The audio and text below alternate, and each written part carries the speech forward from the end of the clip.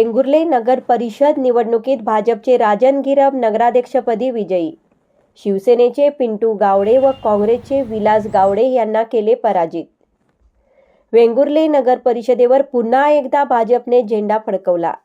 भाजपचे राजन गिरप हे नगराध्यक्षपदी निवडून आले, तर माजी मंत्री दीपक केसरकर यांना धक्का मानला जातो. भाजपच्या विजयासाठी प्रदेशाध्यक्ष रवींद्र चव्हाण व मंत्री नितेश राणे यांनी विशेष लक्ष दिले होते. विकासाच्या मुद्द्यावर ही निवडणूक लढविण्यात आली. युवा नेते विशाल परब यांचा करिश्मा चालला.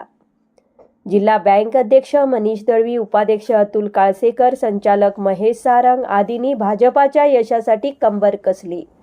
भाजपा व शिवसेनेत लढत झाली. काँग्रेसकडून विलास गावडे रिंगणात होते. यात भाजपचे राजन गिरप यांनी बाजी मारली.